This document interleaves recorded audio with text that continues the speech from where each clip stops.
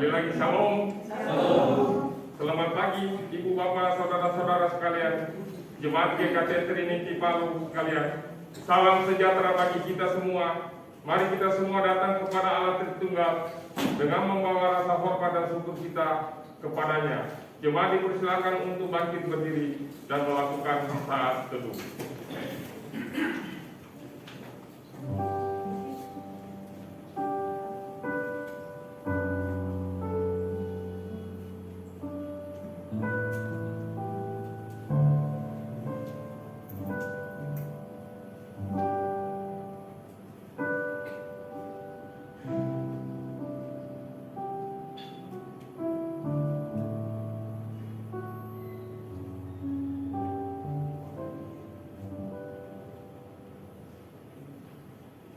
Ibadah kita hari ini dimulai dengan satu pengakuan bahwa pertolongan kita datangnya dari Allah yang menjadikan langit dan bumi beserta segala isinya dan yang tidak pernah meninggalkan hasil perbuatan tangannya.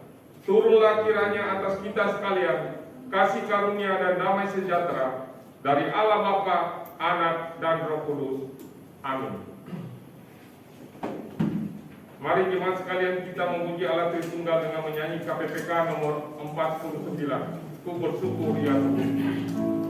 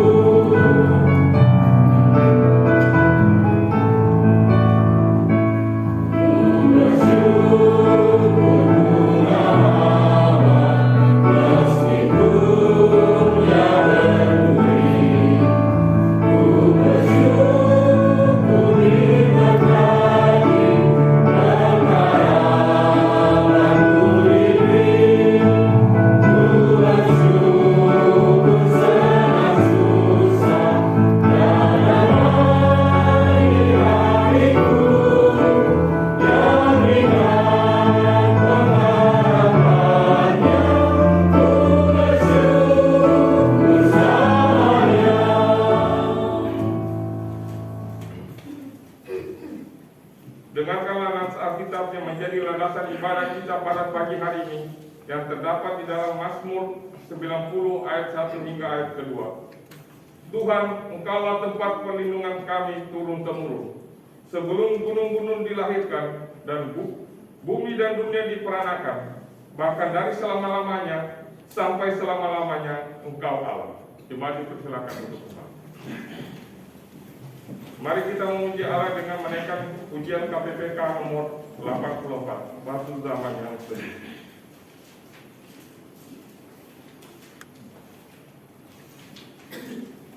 Aku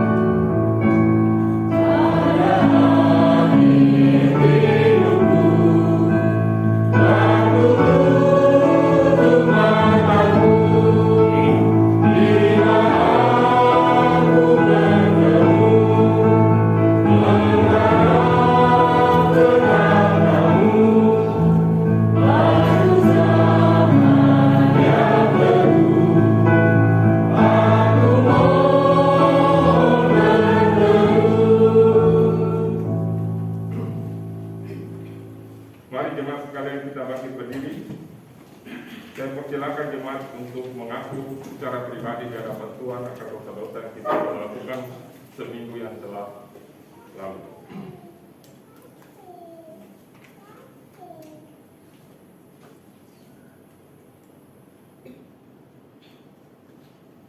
Tuhan Allah Bapa kami yang bertata di kerajaan surga, kami bersyukur dan terima kasih karena Tuhan begitu baik terhadap kami anak-anak-Mu.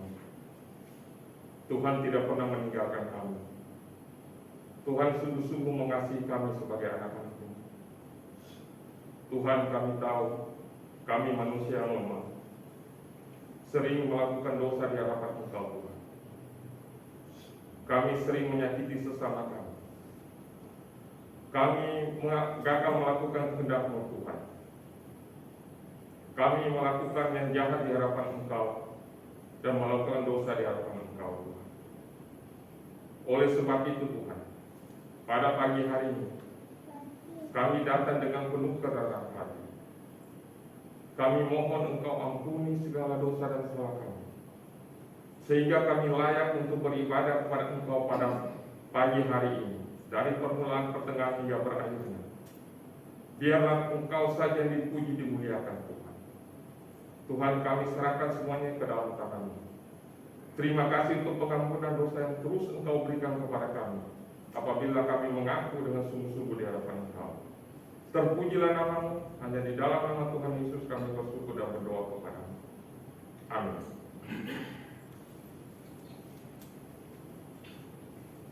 Berita anugerah. Jemaat sekalian, dengarkanlah berita anugerah bagi kita yang mengaku dosa kita kepada Allah.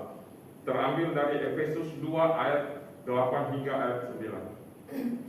Sebab karena kasih karunia kamu diselamatkan oleh iman. Itu bukan hasil usaha, tetapi pemberian Allah. Itu bukan hasil pekerjaan.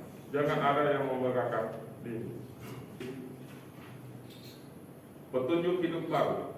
Dengarkanlah pula petunjuk hidup baru bagi kita yang terambil dari Efesus 2 ayat 10.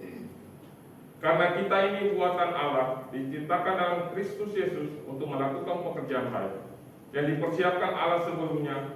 Ia mau supaya kita hidup di dalamnya. Jemaat silakan dulu.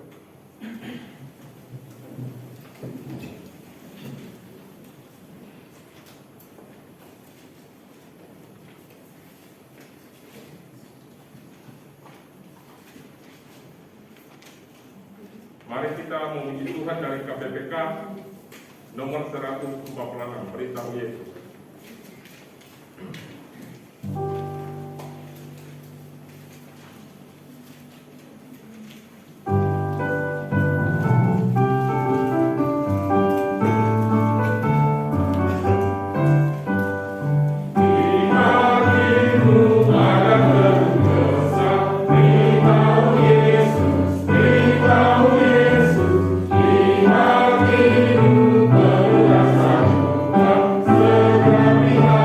Yesus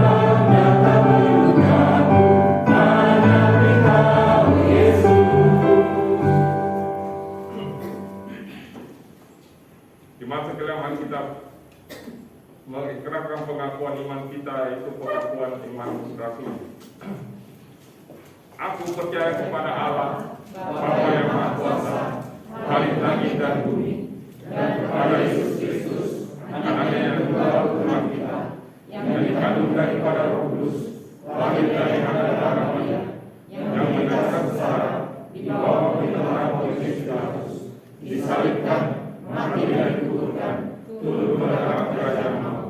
Pada hari yang ketiga, bangkit pula dari antara orang mati, naik ke surga, duduk di sebelah kanan Allah, Bapa yang Maha Kuasa, dan dari sana Ia akan datang untuk menghakimi orang yang hidup dan yang mati. Aku percaya kepada Roh Kudus, Gereja yang kudus dan aman, persekutuan Roh Kudus, pengampunan dosa, kebangkitan tubuh, dan hidup yang kekal. Amin.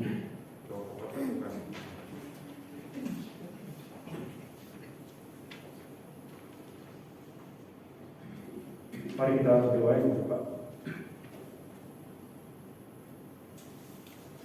Bapa kami yang di surga, di hadapan-Mu kami kembali lagi datang dengan mengucapkan syukur karena kebaikan dan kemurahan-Mu di dalam kehidupan kami di KT Trinity. Di hari ini kami boleh mengingat akan kasih setia-Mu dan penyertaan-Mu dalam perjalanan dari persekutuan hingga gereja di KT Trinity.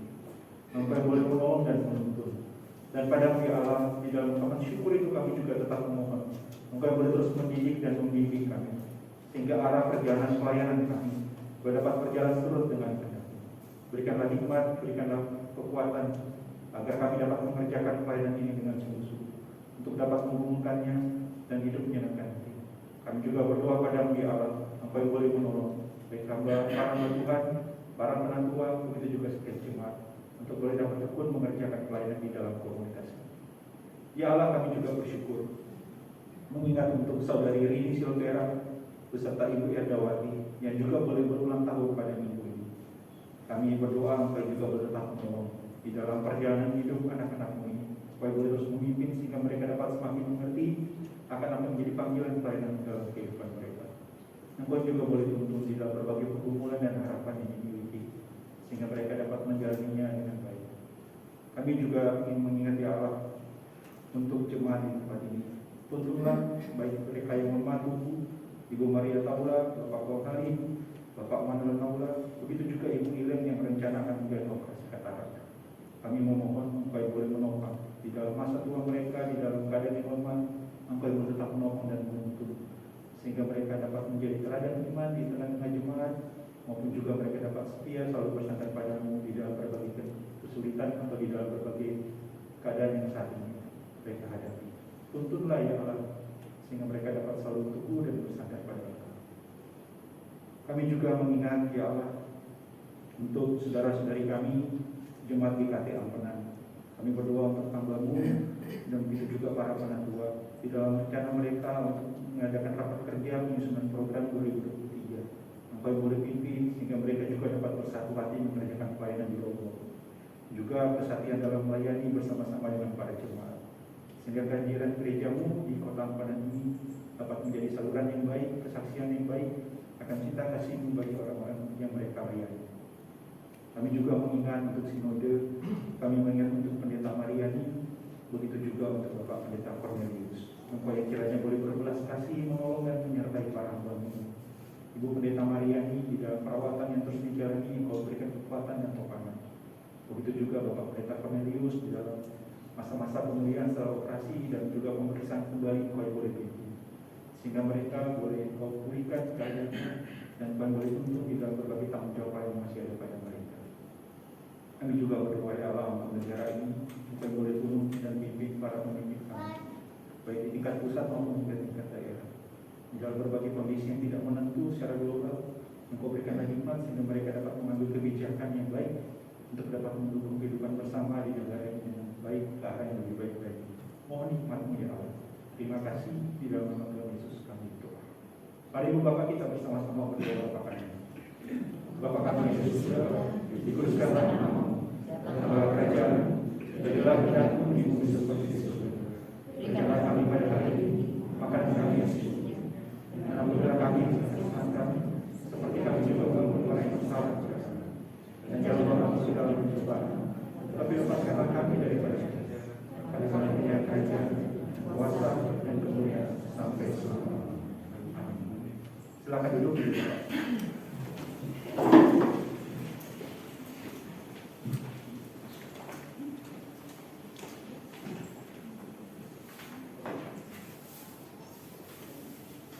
Berikut kita akan masuk dalam pemberitaan firman Tuhan. Pada pagi hari ini kita akan dilayani oleh Bapak Pendeta Amos Pinanto dengan judul berdoa dan berpikir sebagai seorang Kristen atau pelayan Tuhan. Kita akan memuji Tuhan dari KPPK nomor 144.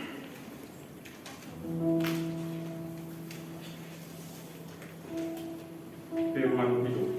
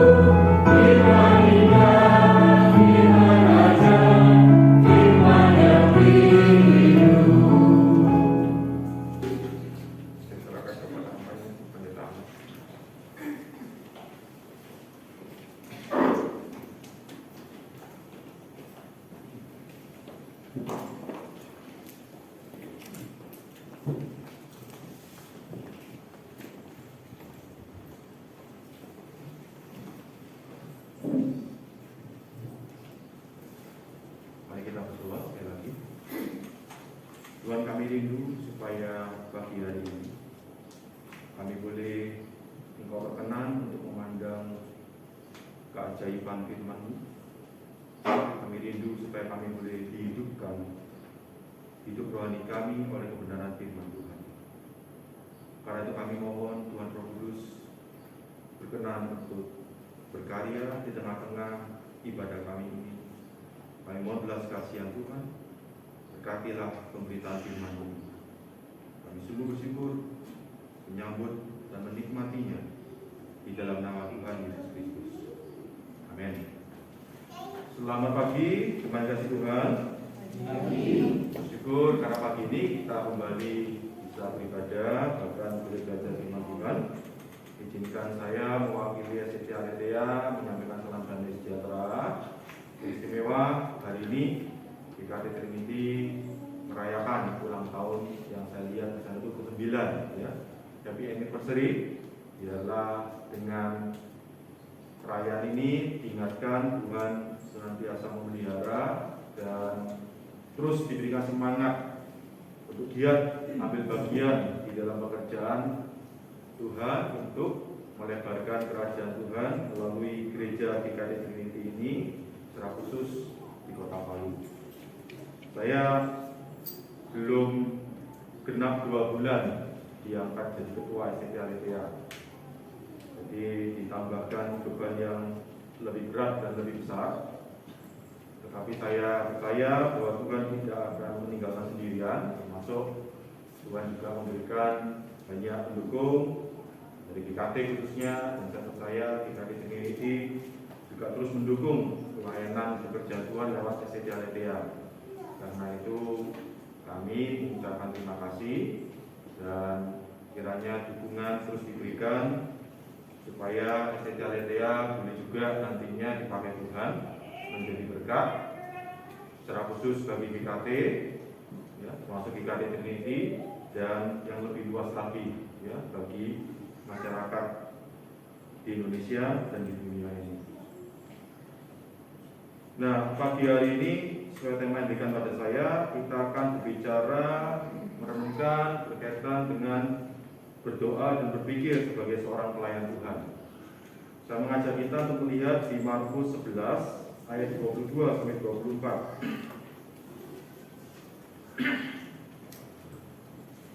Markus 11 ayat 22 sampai 24. Demikian bunyi firman Tuhan. Yesus menjawab mereka, "Percayalah kepada Allah. Aku berkata kepadamu, sesungguhnya barang siapa berkata kepada gunung ini, beranjaklah dan tercampaklah ke dalam laut, asal tidak bimbang hatinya, tetapi percaya, maka apa yang dikatakannya itu akan terjadi, maka hal itu akan terjadi baginya.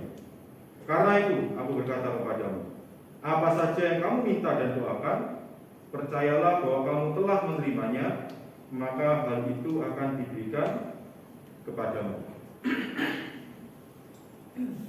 Nah, saya percaya bahwa istilah pelayan Tuhan, hamba Tuhan itu berlaku bagi semua kita orang Kristen, ya. Jadi istilah hamba Tuhan itu tidak berlaku saja hanya bagi pendeta penginjil. Kalau hanya pendeta penginjil itu dikatakan hamba Tuhan, nah kita yang bukan pendeta penginjil itu hambanya siapa kalau begitu, ya, itu jelas sekali. Jadi kita sebagai orang percaya itu kita juga di hadapan Tuhan kita adalah hamba-hambanya, kita adalah para pelayannya. Nah, mengapa saya mengkaitkan dengan teks yang bicara soal berdoa? Karena ada seorang rekan yang pelayanan di Palestina, ya. Dia menulis sebuah buku, ya, seorang Arab Palestina yang bernama Hikmat Kasyuf. Dia menulis buku yang berjudul Following Jesus in Turbulent Times, atau yang dengan judulnya Disciple Making in the Arab World. Ya, kalau Bapak Ibu ingin membaca perkembangan kekristenan di tanah Arab, ya, bagi para orang Kristen yang berbahasa Arab bisa membaca buku ini, ya, dalam bahasa Inggris. Nah, beliau ini melayani sebagai pernah menjadi ketua sebuah sekolah teologi di sana, juga sekarang melayani gereja di sana yang berkembang, ya, di Palestina sana. Di Palestina itu banyak orang Kristen juga, Bapak Ibu. Jadi ketika perang Palestina dan Israel, ya banyak orang Kristen juga yang terbunuh, ya. Nah, dia mengatakan di bukunya ini, yang saya percaya ini menjadi kutipan bagi setiap kita sebagai seorang pelayan Tuhan, sebagai hamba Tuhan. Dia berkata demikian, "You cannot lead a church well unless you are a man or woman of prayer. Enjoy reading and love people. Prayer molds your character, reading sharpens your skills and expands your mind, and love transforms you and those you are working with." Jadi ada 3 kata kunci di sini. Kita sebagai hamba Tuhan, ya, bukan yang pendeta penginjil, ya. Apalagi kalau pendeta penginjil tidak memiliki ini, repot nantinya. Ya, kita sebagai orang Kristen kita perlu memiliki 3 hal ini. Yaitu yang pertama adalah doa. Ya, karena berdoa itu akan membentuk karakter kita. Semakin kita rajin mendekatkan hidup kita kepada Tuhan, ya, karakter kita itu akan semakin dibentuk. Kemudian membaca.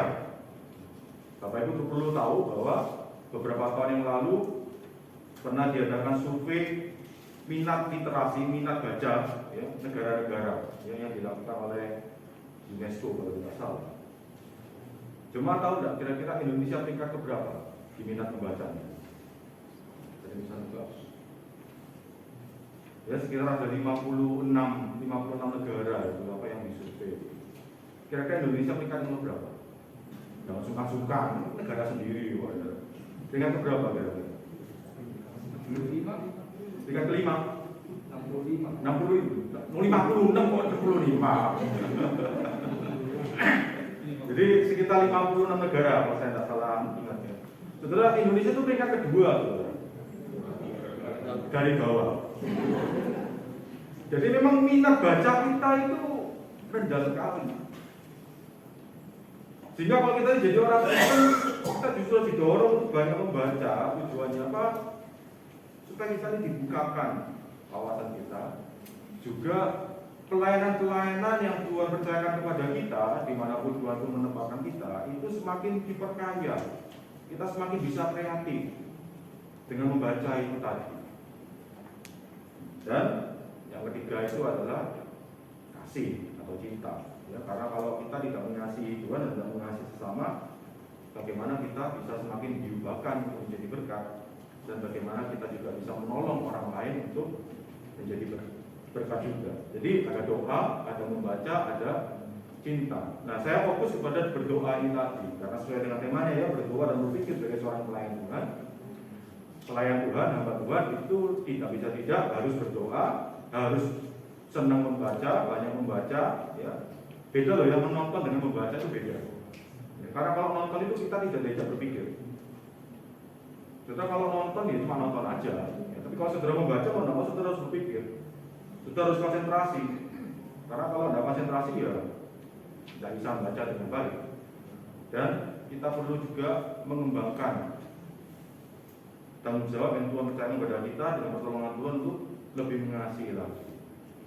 Karena itulah saya fokus pada satu aspek ini pada pagi hari ini, yaitu berdoa berkaitan dengan perikop tadi itu. Nah, perikop ini seringkali dikaitkan dengan doa yang memindahkan gunung. Jadi ada dua bagian yang akan kita renungkan berkaitan dengan doa yang memindahkan gunung itu tadi ya. Yang pertama itu saya urut dari belakang ya, berbicara tentang doa yang minta apa saja. Ayat 24 kan katakan, karena itu berkata kepadamu apa saja yang kamu minta dan doakan. Kemudian ayat 22 sampai 24 itu berkaitan dengan percaya, karena selalu dikaitkan dengan percayanya. Di dalam doa ini dikaitkan dengan percaya. Ya, ayat 22, Yesus bilang mereka percayalah. Ayat 23, asal tidak bimbang hatinya dan tetapi percaya. Ayat 24, percayalah. Jadi ada dua aspek di sini, bicara soal apa saja dan bicara soal percaya di dalam berdoa. Nah, itu yang coba kita renungkan bersama-sama. Nah, yang pertama berbicara soal doa yang minta apa saja, ayat 24.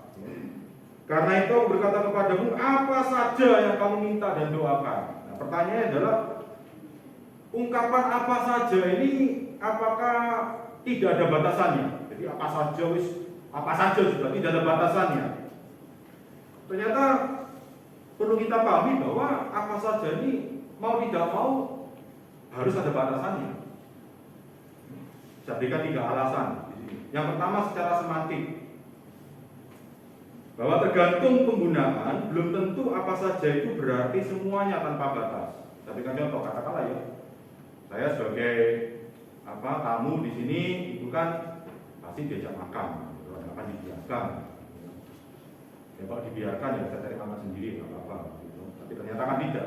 Katakanlah saya diajak makan, Pak Mus mau makan apa? Terus saya berkata apa saja sudah wis. Kan bisa bilang gitu ya, apa saja sudah. Nah pertanyaannya, ketika saya bilang menjawab pertanyaan itu, Pak Mas mau makan apa? Saya berkata apa saja. Nah apakah mengajak saya makan itu akan membawa saya ke toko bangunan, kemudian memberikan batu, pasir, ini Pak Mas silakan makan. Loh katanya apa saja? Kira-kira begitu enggak? Pasti enggak bukan? Apa sajanya itu ada batasannya. Berarti sesuatu yang bukan makanan nggak boleh dikasihkan ke saya, walaupun saya bilangnya apa saja. Jadi secara semantik memang mau tidak mau harus ada batasannya. Karena kalau itu tidak ada batasannya, kalau saya dikasih makan batu, pasir, itu kerikil, itu tidak boleh nolak saya. Loh katanya Paulus bilang apa saja. Jadi secara semantik apa saja itu ada batasannya. Secara konteks juga, kalau kita perhatikan ayat 25, ya. Dan jika kamu berdiri untuk berdoa, ampunilah dahulu sekiranya ada barang sesuatu dalam hatimu terhadap seseorang, supaya juga Bapamu di surga mengampuni kesalahan-kesalahanmu. Itu maksudnya apa, saudara? Batasan apa saja di dalam doa kita, minta apa saja, itu ternyata ada dari konteks ayat 25 ini menunjukkan tidak semua doa itu dikehendaki Tuhan. Salah satunya adalah doa balas dendam. Jadi Tuhan itu tidak menginginkan, ya, walaupun kita dikatakan oleh Tuhan Yesus, apa saja yang kamu minta doakan, itu ada satu batasan setidaknya, termasuk yang tidak masuk di dalam apa saja itu adalah doa minta balas dendam. Misalkan begini, ya, ada jemaat itu yang selalu menyusahkan saya, gitu, ya. Saudara, dalam pelayanan itu, saya selalu mengajari mahasiswa saya, ya, ketika kita tuh masuk di dalam pelayanan, itu pasti 3 hal terjadi. Gitu. Yang pertama, ada jemaat-jemaat yang langsung cinta pada pandangan pertama. Jadi lihat modelnya Pak Amos ini seperti ini, itu langsung senang. Wah, ini model hamba Tuhan yang berkualitas. Jadi itu langsung senang, saudara. Jadi pasti nanti, walaupun saya masih baru gitu ya, satu tempat pelayanan, ya, pasti nanti akan ada yang ya ngirim-ngirim gitu ya, atau yang baik-baik sama saya. Itu pasti ada. Itu yang pertama, saudara. Yang kedua, pasti ada juga jemaat yang lihat saya itu langsung benci, itu ada, saudara. Jadi ada cinta di pandangan pertama, ada benci di pandangan pertama, itu ada, saudara. Pasti, saudara. Itu secara psikologis itu terjadi, saudara. Ya, jadi lihat modelnya Pak Amos, padahal saya ini masih belum buat apa-apa, itu sudah langsung gak seneng, saudara. Pendeta kok modelnya kayak gitu. Itu pasti ada, saudara. Nggak mungkin nggak ada.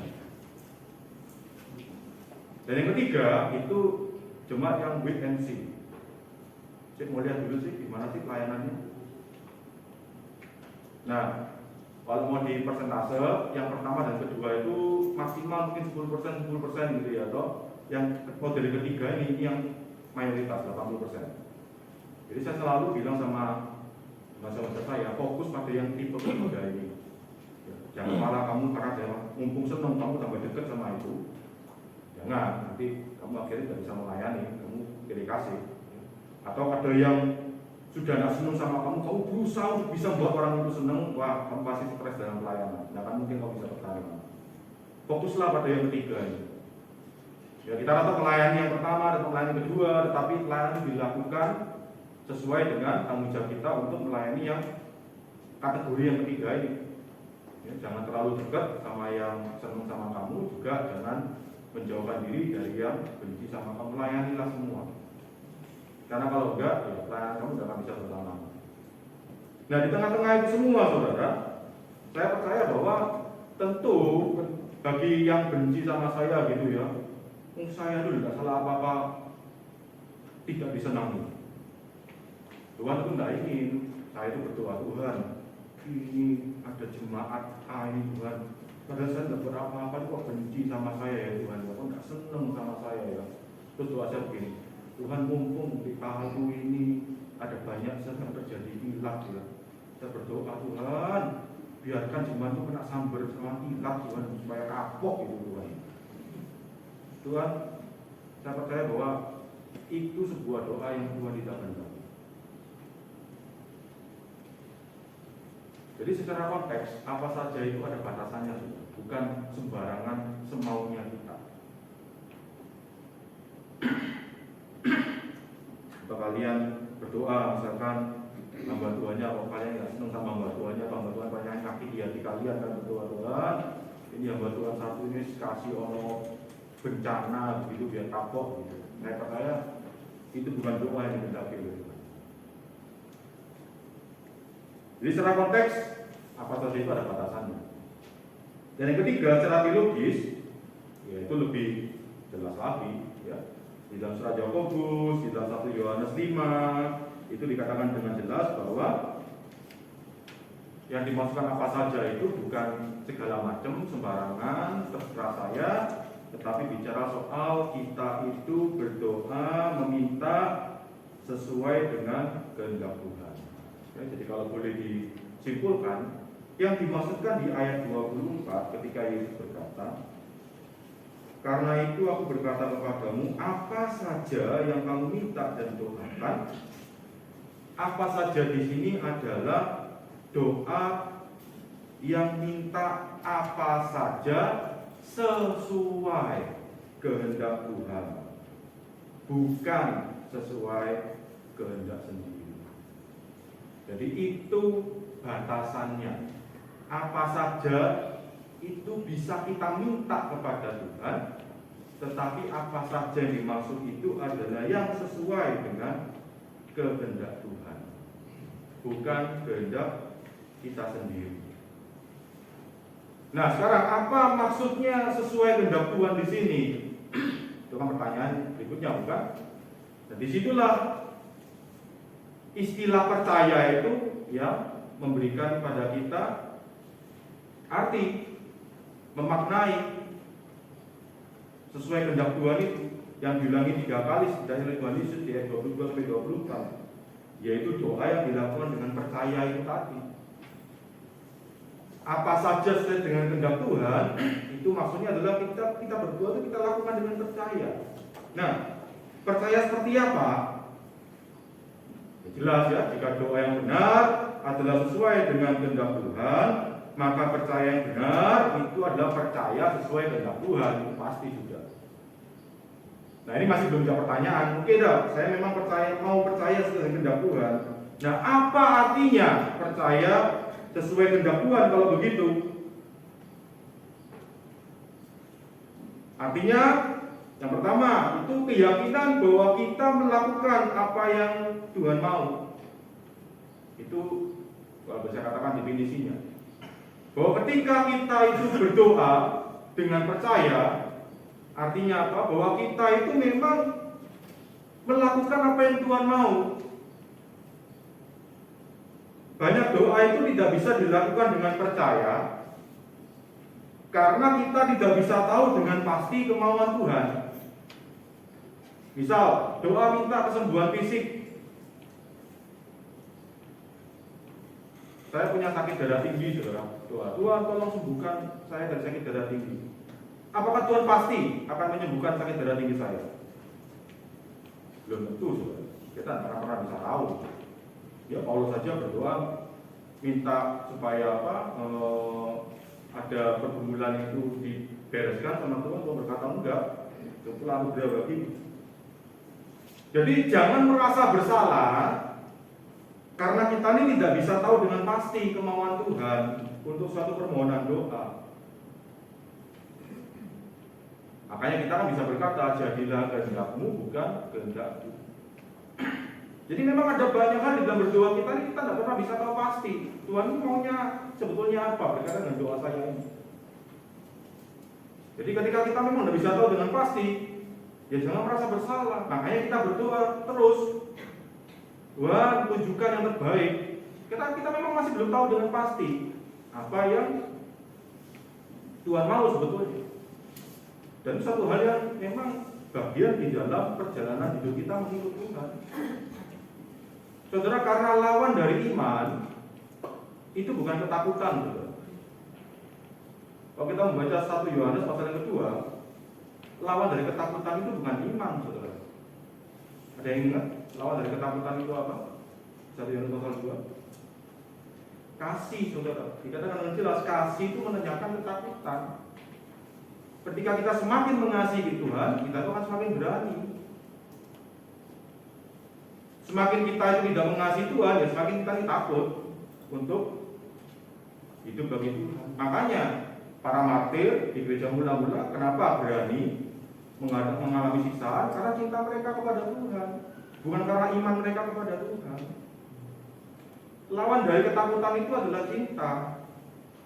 Ya kan ada bahasa kalau kita bicara soal cintanya manusia, kalau kita sudah jatuh cinta sama satu orang, 7 samudra aku seberangi, berani sekali. Berenang saudara, lewat 1 samudra mungkin bisa, 2-nya mungkin kelelep saudara. Tapi kenapa tetap berani, tetap melakukan? Karena sudah kadung sayang, cinta. Secara manusia itu sudah kelihatan saudara. Orang yang mencintai sesuatu itu tidak takut saudara, berani, ya antem semua yang sudah wis. Apalagi dalam soal rohani, ketika kita itu semakin mengasihi Tuhan, semakin mengalami cinta Tuhan, saudara akan semakin berani di dalam menjalani hidup ini bersama dengan Tuhan. Jadi lawan dari ketakutan itu cinta, bukan iman. Lawan dari iman apa kalau begitu? Lawan dari iman itu adalah kepastian, saudara. Ketika kita ini sudah pasti dengan sesuatu, itu artinya kita sudah tidak lagi punya iman. Sudah pasti kok. Jadi justru dengan kita ini semakin tidak pasti apa yang Tuhan mau, itu mendorong kita untuk semakin mempercayakan hidup kita kepada Tuhan. Makanya di dalam Ibrani 11 ayat 1 kan dikatakan jelas, iman itu adalah dasar dari segala sesuatu yang kita harapkan. Harapkan itu dari kita belum pasti, masih berharap. Dan bukti dari segala sesuatu yang tidak kita lihat, kita memang belum melihatnya, bagaimana kita bisa pasti? Nah, karena itulah memang pada kenyataannya banyak doa itu yang tidak bisa dilakukan dengan percaya sesuai dengan kehendak Tuhan, karena memang ada banyak hal yang memang kita ini masih belum bisa pasti. Sehingga pertanyaannya adalah, kalau gitu ketika Yesus berkata yang dimaksudkan percaya di sini berkaitan dengan doa itu apa? Dari mana kita bisa tahu dengan pasti apa yang Tuhan mau? Ya jelas dari firman Tuhan yang menunjukkan secara jelas dan eksplisit. Nah, ada beberapa ya yang kalau kita ini doa, kita ini lakukan sesuai dengan kehendak Tuhan, ya dimaksudkan percaya sesuai dengan kehendak Tuhan, yakin bahwa kita ini melakukan apa yang Tuhan mau, itu setidaknya ada 4. Yang pertama, saudara, percaya bahwa Tuhan pasti memberikan keselamatan kekal kepada orang yang berdoa memohon keselamatan kekal di dalam Tuhan Yesus. Roma 10 ayat 13. Jadi ketika kita itu memberitakan Injil, kemudian ada orang berkata, oke, saya menerima Tuhan Yesus. Kemudian orang itu berdoa, Tuhan Yesus, saya mau percaya, terima Engkau sebagai Tuhan dan Juru Selamat. Apakah nanti Tuhan berkata, dulu ya? Atau berkata, enggak? Pasti jawabannya iya. Gak akan mungkin Tuhan berkata, bentar ya, saya mau lihat kamu itu baik apa enggak. Atau Tuhan malah, enggak mau, kamu orangnya memang gak beres, gak mau saya. Jawabannya itu pasti iya. Makanya Tuhan berkata dengan jelas tuh, kalau ada satu aja yang bilang ditemukan, maka ada sukacita di dalam surga. Jadi ketika kita mengajak orang itu berdoa, menerima Yesus sebagai Tuhan dan Juru Selamat, jawabannya itu pasti iya. Nggak mungkin enggak. Itu yang pertama, saudara. Yang kedua, percaya bahwa Tuhan pasti melakukan proses pengudusan dalam hidup orang percaya. Itu jawabannya pasti iya, saudara. Ketika kita berdoa, Tuhan, tolong saya sekeluarga itu, doa tiap harinya adalah supaya kami ini menjadi keluarga yang sabar, saudara.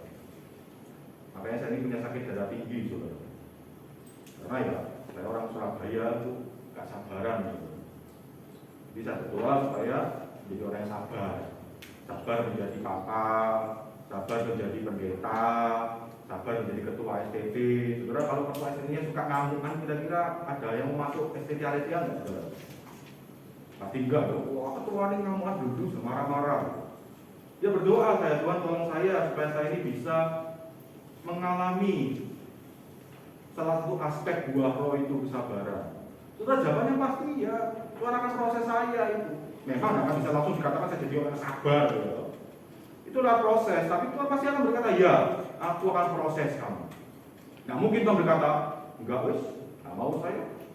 Atau tunggu ya, enggak. Pasti jawabannya iya, saya akan diproses itu sama Tuhan. Itu yang kedua, saudara. Jadi kalau di antara kita berdoa, Tuhan, saya ini orangnya kok males ya, tolong saya supaya saya bisa jadi anak Tuhan yang rajin. Oh, Tuhan pasti akan jawab iya. Itu akan diproses, saudara. Dan yang namanya proses, saudara, siap-siap loh. Pertanyaannya, kita memang mau berdoa tidak seperti itu? Yang ketiga, percaya bahwa Tuhan pasti mencukupkan mereka yang mencari kerajaan Allah dan kebenarannya. Itu kan janji Tuhan, kan? Carilah dulu kerajaan Allah dan kebenarannya, maka semuanya akan ditambahkan kepadamu. Jadi kalau kita berdoa, Tuhan, saya mau mendahulukan kerajaan, itu pasti akan Tuhan jawab iya. Nah, mungkin enggak. John Stott, saudara, itu sejak SMP, dia itu menyerahkan hidupnya untuk menjadi alat Tuhan. Dan di dalam penyerahan dirinya itu dia berkata dengan jelas, berdoa begini, Tuhan, I will not marry, so I can serve you fully and faithfully. Jadi dia komit tidak mau menikah. Supaya apa? Supaya hidupnya bisa total untuk Tuhan. Karena memang saudara kalau sudah berkeluarga, ya pasti seperti kata Paulus juga, ya pasti juga perlu melayani istri, perlu melayani anaknya. Ya kan percuma saya menjadi hamba Tuhan yang dipakai Tuhan di mana-mana, dalam kutip, tapi keluarga saya tidak dilayani dengan baik. Saya tidak mau ada kejadian nanti saudara, ada seorang anak hamba Tuhan di acara berdukaan, ya, papanya yang meninggal sebagai pendeta, anaknya memberikan kesaksian. Papa itu kalau ada jemaat minta didoakan, wah, mau tengah malam langsung datang ke rumah jemaat itu untuk didoakan. Tapi papa tidak pernah berdoa untuk saya. Papa itu kalau mengajarkan firman Tuhan, PA, KTB, wah itu semangat sekali. Tapi papa tidak pernah ngajak saya belajar firman Tuhan bersama di rumah. Ya percuma kok saudara. Karena itu John Stott tahu bahwa kalau dia berkeluarga dia tidak akan bisa maksimal untuk melayani Tuhan. Makanya dia berdoa seperti itu. Dan Tuhan jawab, karena ini kan untuk kerajaan Tuhan. Pasti Tuhan jawabannya iya. Dan dia sungguh-sungguh tidak menikah, saudara. Dan hidupnya dipakai total melayani Tuhan. Dia adalah salah seorang teolog yang sangat berpengaruh, walaupun sudah meninggal sampai hari ini. Salah satu legasinya adalah yang namanya Land Partnership itu tadi. Yang keempat, percaya bahwa Tuhan pasti memberikan yang terbaik. Roma 8:8. Karena Allah terus bekerja dalam segala sesuatu untuk mendatangkan kebaikan bagi mereka yang mengasihi. Jadi kalau kita berdoa, Tuhan, tolong saya mengalami kesusahan seperti ini, berikan yang terbaik kepada aku, kepada kami. Itu Tuhan pasti jawab iya. Karena terbaiknya kan menurut Tuhan, bukan menurut kita.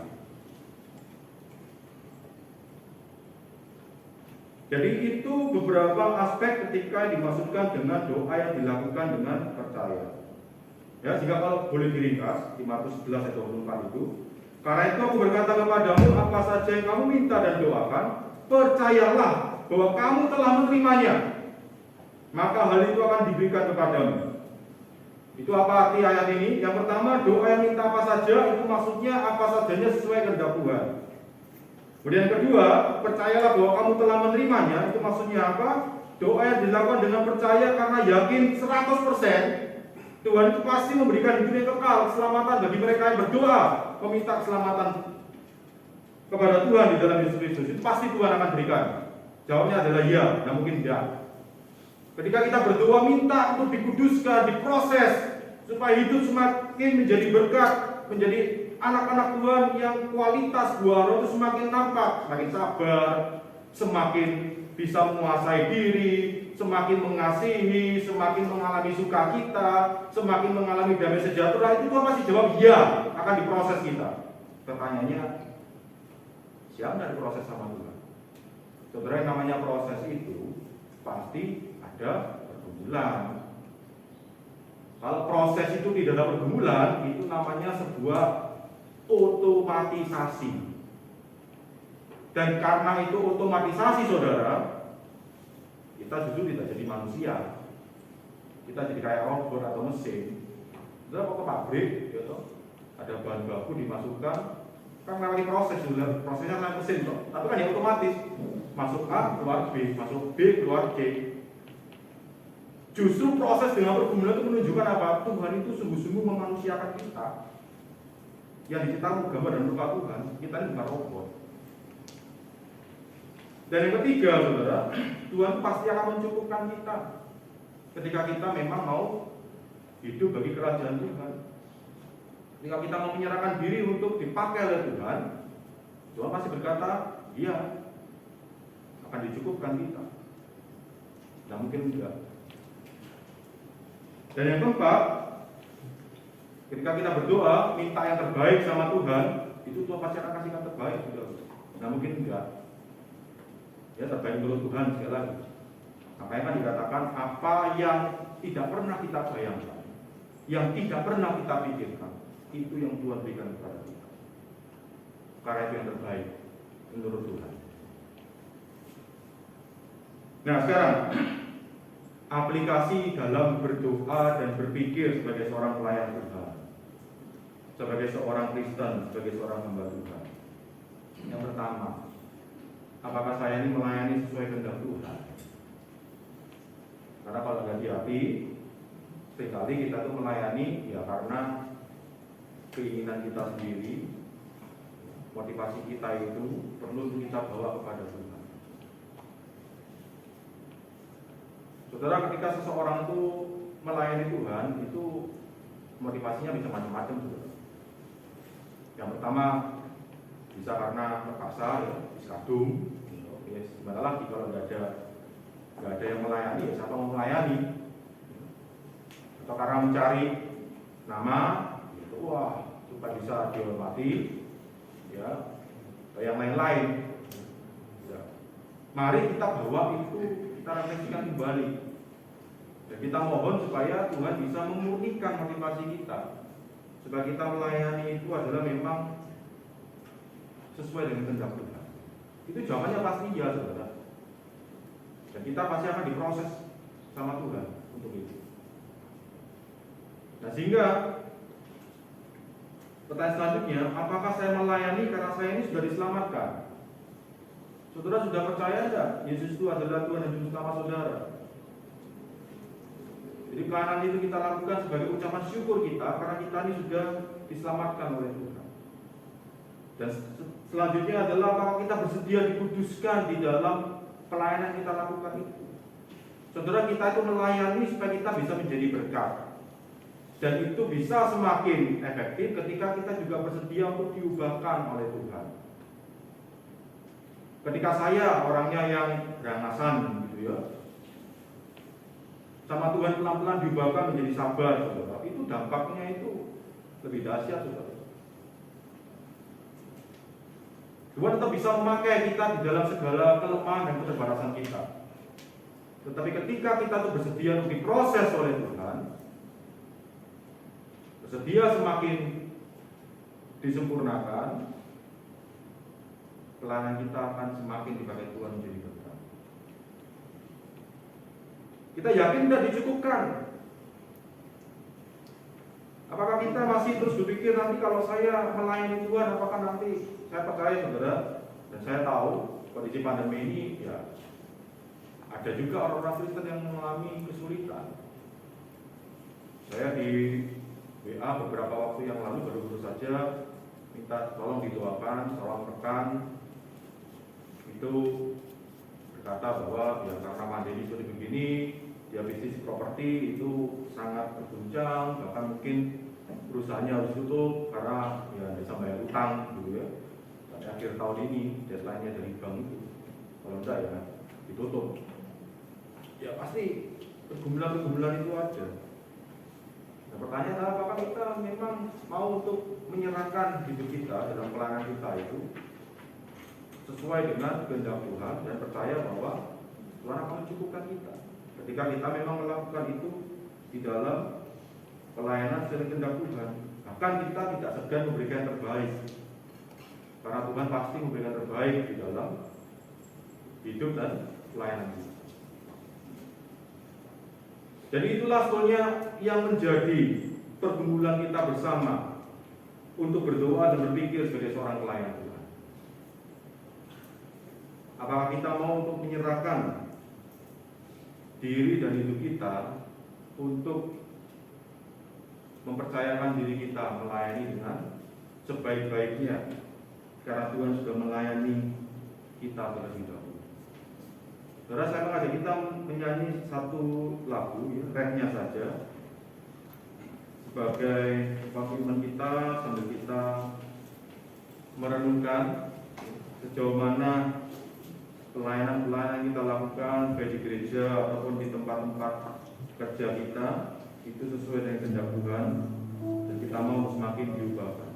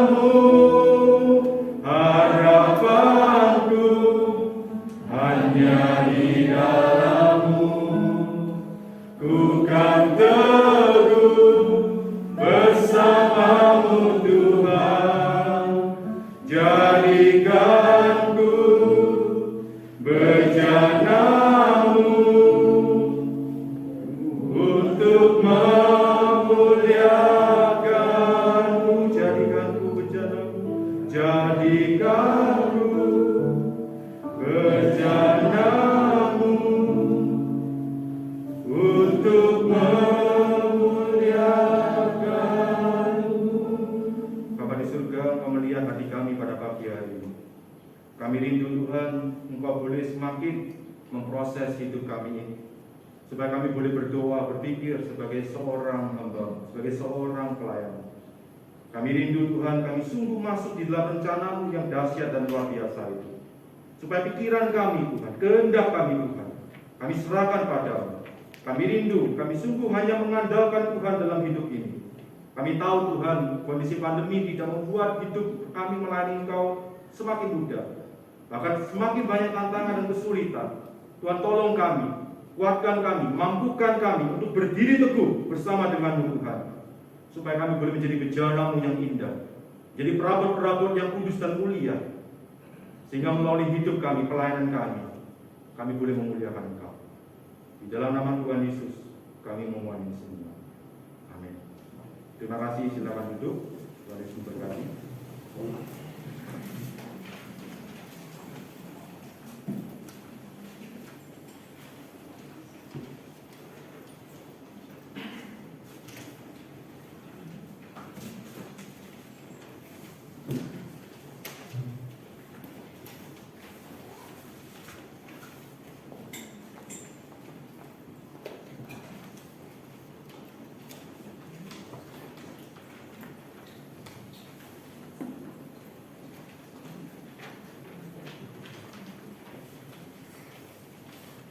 Terima kasih untuk hambanya Bapak Pendeta Amos yang sudah mementakan kebenaran firman Tuhan. Berbahagialah kita yang mendengar, menyimpan dalam hati dan melakukan dalam kehidupan kita hari lepas hari. Saya undang jemaat untuk bangkit berdiri. Kita akan membacakan katekisme mendapat.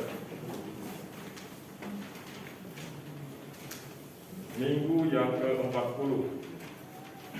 Pertanyaan 105.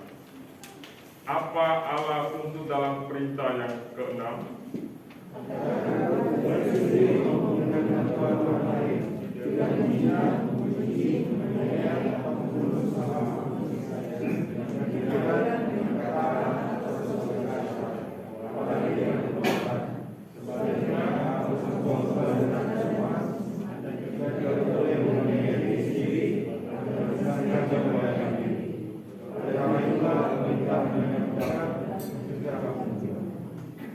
Pertanyaan ke-106.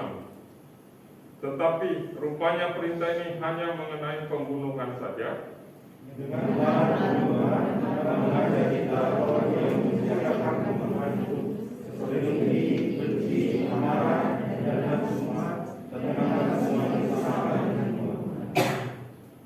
Pertanyaan ke-107. Tetapi sudah cukupkah kalau kita tidak membunuh sesama kita manusia seperti tersebut di atas?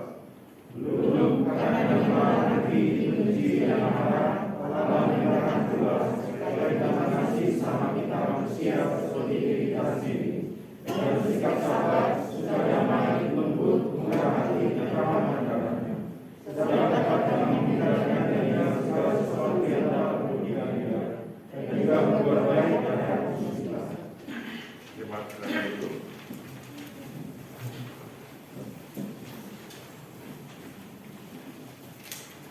Kita akan memberi korban persembahan. Kita akan memuji Tuhan dari KPPK nomor 247. Limpahlah piala.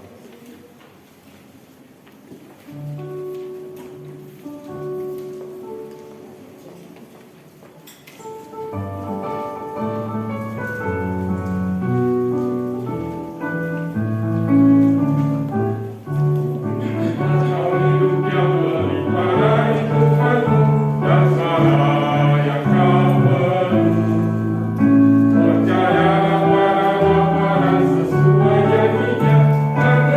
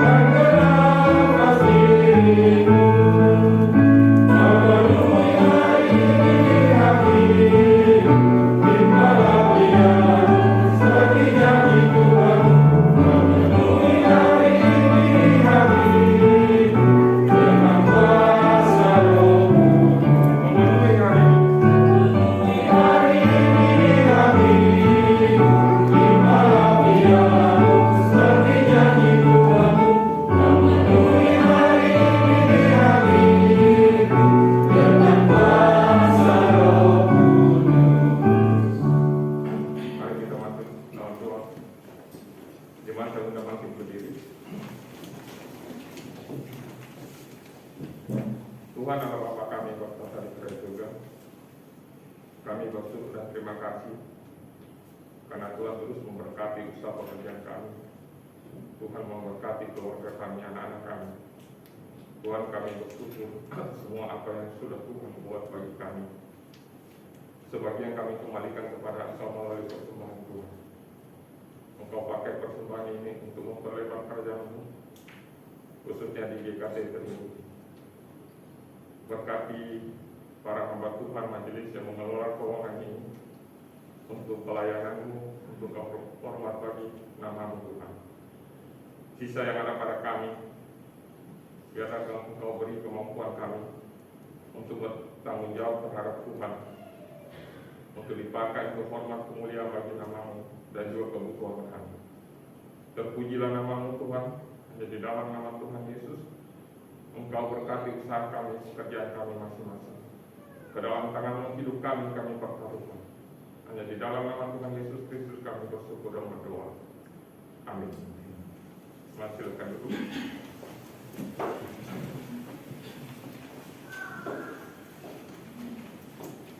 Kita masuk dalam puasa jemaat. Yang pertama, hamba Tuhan dan majelis GKT Trinity Palu mengucapkan selamat beribadah kepada seluruh jemaat yang hari ini hadir dalam kebaktian umum Minggu 2 Oktober 2022. Tuhan Yesus memberkati. Mungkin ada jemaat baru yang hadir hari ini. Kami persilakan untuk bisa berdiri.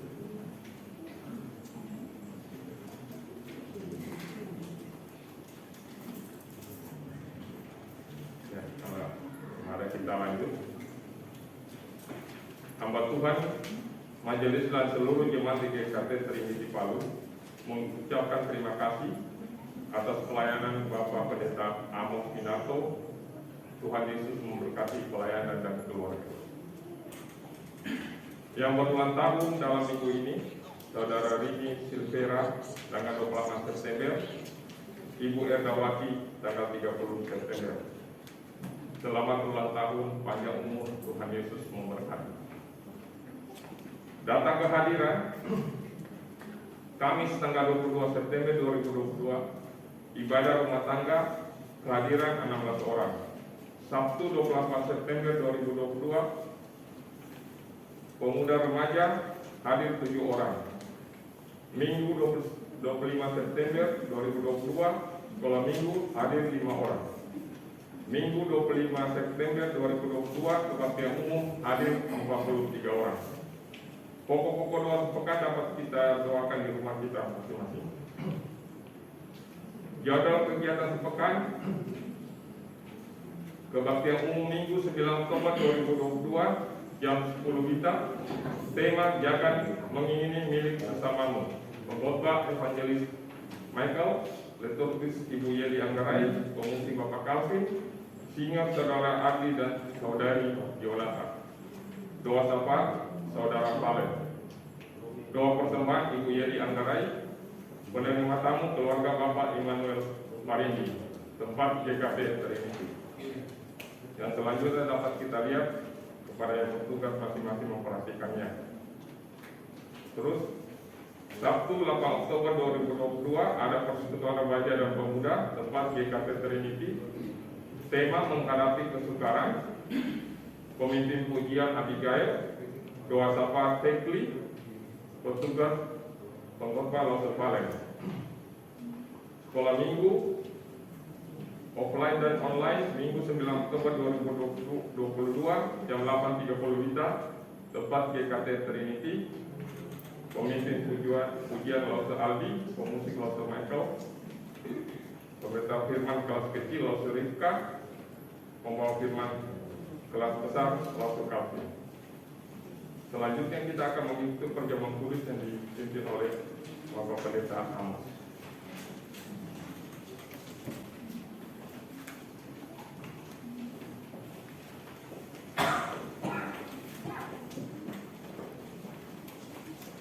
Saya bisa mengundang tugas perjamuan untuk mendampingi.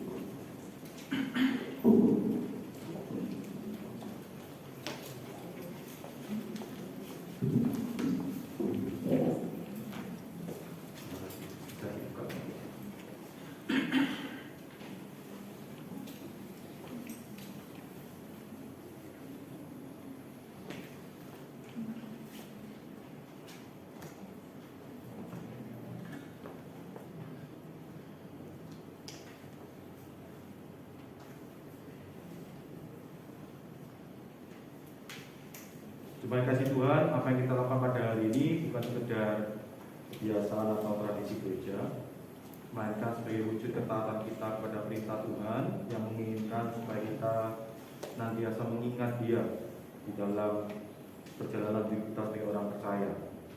Karena itu sakramen perjamuan kudus dilakukan supaya kita bisa mengenang dan mengingat tentang Tuhan kita di masa yang lalu, supaya kita bersyukur bahwa Tuhan sudah menggenapi karya keselamatan itu, sehingga kita ketika menerima roti dan anggur ini kita terima dengan ucapan syukur karena Tuhan boleh menjadi Tuhan dan Juru Selamat kita. Sehingga mari kita boleh menerimanya dengan rasa syukur. Dan juga di masa sekarang mengingatkan kita karena Dia adalah Immanuel, bahwa Tuhan tidak pernah meninggalkan kita. Jadi kalau ada di antara kita yang mungkin bertanya di tengah-tengah kondisi pandemi ini, apakah Tuhan itu masih ingat saya? Apa Tuhan masih beserta dengan saya? Ketika kita memegang roti dan meminum anggur ini, kita diingatkan sedekat itulah Tuhan di dalam hidup kita. Sebenarnya Dia tidak pernah jauh. Karena itu biarlah ketika kita menerima roti dan anggur ini, kita boleh dikuatkan untuk tetap mempercayakan hidup kita kepada Tuhan. Dalam kondisi yang sulit apapun, Tuhan tidak pernah meninggalkan kita. Dan karena itu, biarlah kita juga boleh saling menguatkan satu dengan yang lain di dalam persekutuan kita sebagai tubuh Kristus. Karena roti dan anggur ini dibagikan bukan hanya satu orang, tetapi untuk semua anggota tubuh Kristus. Ketika kita dikuatkan, bila kita juga berkenan dipakai Tuhan untuk menguatkan sesama kita. Jangan ada di antara kita saling menggigit, saling memakan satu dengan yang lain, melainkan kita boleh saling menguatkan, mendorong dalam bekerja kasih, sehingga nama Tuhan boleh semakin dimuliakan dan gereja kita boleh semakin berbuah menjadi berkat bagi banyak orang. Dan yang terakhir itu mengingat di masa yang akan datang bahwa Tuhan akan datang kembali kedua kalinya.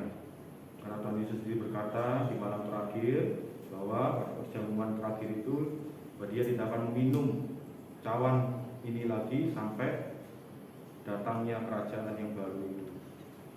Biarlah ini mengingatkan kita bahwa yang kita lakukan sekarang ini sebagai sebuah harapan kita, keyakinan bahwa Tuhan akan datang kedua kalinya. Kita diingatkan supaya kita tidak terlena dengan hidup kita di dunia sekarang ini, karena masih ada dunia yang nantinya diperbaharui pada waktu Yesus datang kedua kalinya. Kita menjadi orang Kristen yang tidak lagi terikat oleh dunia ini, melainkan mengikatkan diri kita, menyerahkan hidup kita hanya kepada Tuhan. Dan saudara kasih Tuhan, perjamuan ini ketika Yesus melakukan di malam terakhir itu, Dia hanya lakukan kepada murid-muridnya. Dia tidak memberikan pengumuman siapapun boleh datang, tapi Dia lakukan hanya kepada murid-muridnya di ruang atas itu. Artinya apa? Bahwa perjamuan ini hanya diberikan kepada mereka yang menyadari dirinya sebagai murid Tuhan. Dan dalam konteks IKT itu mereka yang sudah dibaptis bayi, anak, kemudian disidi, atau yang sudah dibaptis dewasa. Dan kalau ada di antara Bapak Ibu yang berasal dari gereja-gereja lain yang kebetulan ikut bersama-sama dengan kami, setidaknya Bapak Ibu sudah dibaptis di gereja asal Bapak Ibu, dan persilakan untuk ambil bagian di dalam perjamuan ini. Karena memang di zaman Tuhan Yesus pun banyak orang salah memahami. Mereka yang bukan murid Tuhan itu bahkan mengatakan bahwa orang Kristen itu melakukan kanibalisasi, itu makan daging sama minum darah. Ya, karena mereka tidak mengerti, karena mereka tidak dan bukan murid Tuhan, sehingga mereka bisa salah paham. Karena itu mari kita menyambut perjamuan ini dengan sukacita sambil mengingat pelajaran-pelajaran tadi, dan kita boleh hidup semakin berkenan kepada Tuhan dan menjadi berkat. Mari kita berdoa terlebih dahulu. Bapa di surga, kami bersyukur karena selain firman yang diberitakan, firman itu boleh juga diperagakan melalui perjamuan ini. Kami memohon ketika alat peraga yang menyatakan kehadiran Tuhan secara rohani di dalam hidup kami yang kami terima, kami boleh semakin dikuatkan dan dimantapkan di dalam perjalanan kami mengiring Engkau. Karena itu ya Roh Kudus, berkatilah roti dan anggur ini. Jadikan itu bukan sekedar makanan jasmani, tapi terlebih menjadi makanan rohani bagi hidup rohani kami.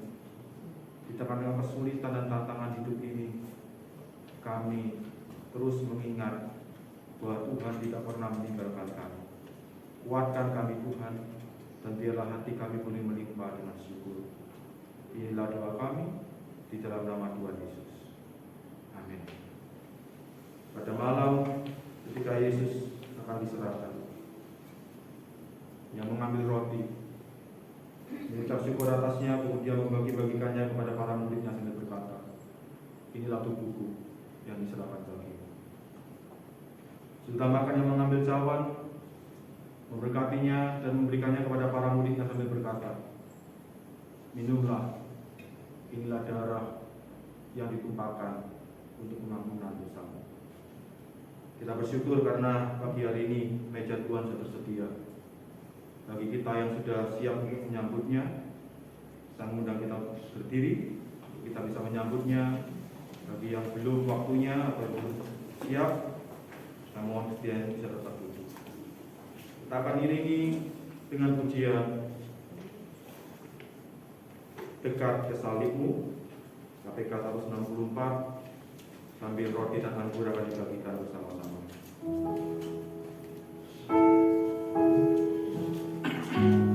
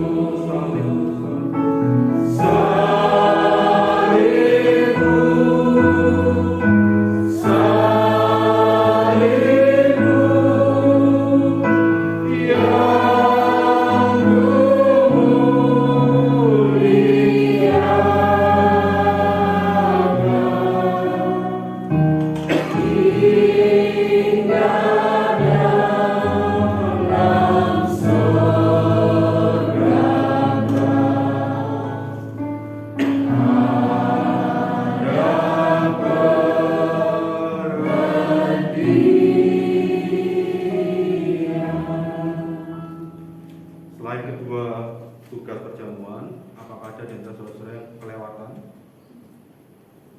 Baik, semua sudah. Berkata yang satu buku sekarang ini. Sudah ada di tempat teman-teman. Berkata yang satu buku sekarang ini. Sudah ada di tempat teman-teman. Mari kita mengangkat roti kita. Tuhan Yesus berkata, inilah tubuhku yang diserahkan bagimu. Mari kita memakannya dengan rasa syukur dan iman kepada Tuhan. Silakan makan.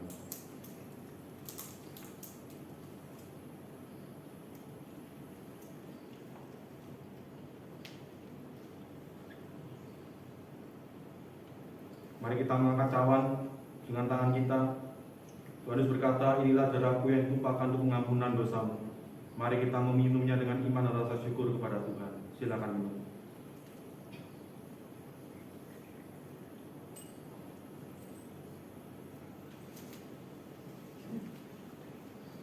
Mari kita berdoa. Kita Injil Michael bisa memimpin kita di dalam doa untuk semua kita. Mari kita berdoa. Bapa di surga, kami sungguh bersyukur ketika di hari ini pun kami juga boleh kembali lagi mengingat akan karya pengorbanan-Mu yang begitu besar. Engkau ya Allah yang telah datang menyelamatkan kami, dan di dalam anugerah-Mu kiranya Engkau terus menolong dan menuntun kami agar hidup kami dapat berani sungguh-sungguh dengan penuh pertanggungjawaban di hadapan-Mu oleh karena anugerah-Mu yang telah Engkau nyatakan. Tuntunlah setiap kami ya Allah. Di dalam nama Tuhan Yesus kami berdoa. Amin. Amin. Terima kasih. Jemaat silakan duduk. Cawan akan dikumpulkan. Kita akan sama-sama memuji Tuhan di atas salib di Kalvari. PK nomor 83. Di atas salib di Kalvari, ku serahkan dosaku yang keji. Oleh darahnya aku bersih, puji namanya, puji namanya, puji namanya. Darahnya sucikan hatiku, puji namanya. Ku dibebaskan dari dosa, sungguh ku telah diselamatkannya. Kini Dia tetap bersamanya, puji namanya, puji namanya, puji namanya. Darahnya sucikan hatiku, puji namanya. Darahnya sumber keselamatan, semua panggilanku disucikan, yang terus dijagakan berjelas. Puji namanya, puji namanya, puji namanya. Darahnya sucikan hatiku, puji namanya. Terima kasih kepada Bapak-bapak yang sudah melayani dan memberkati.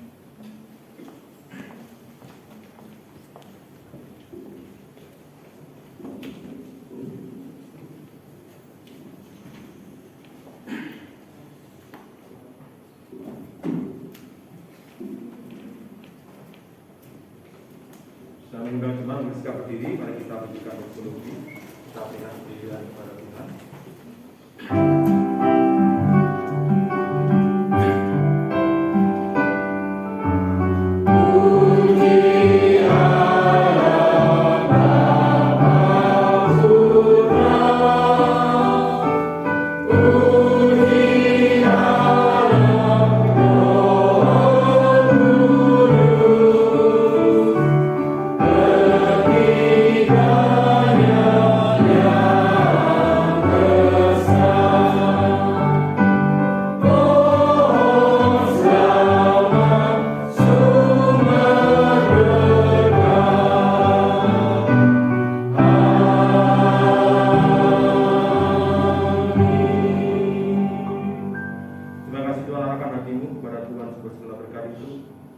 kita memohon berkat dari Tuhan. Kiranya Allah Bapa sumber pengharapan itu memenuhimu dengan segala sukacita dan damai sejahtera di dalam imanmu kepada Tuhan Yesus Kristus, supaya oleh kekuatan Roh Kudus kamu berlimpah-limpah dalam pengharapan. Ulanglah, berdoalah dan berpikirlah sebagai seorang hamba Tuhan, karena Tuhan Allah Tritunggal sudah memberkati mulai hari ini dan seterusnya. Amin.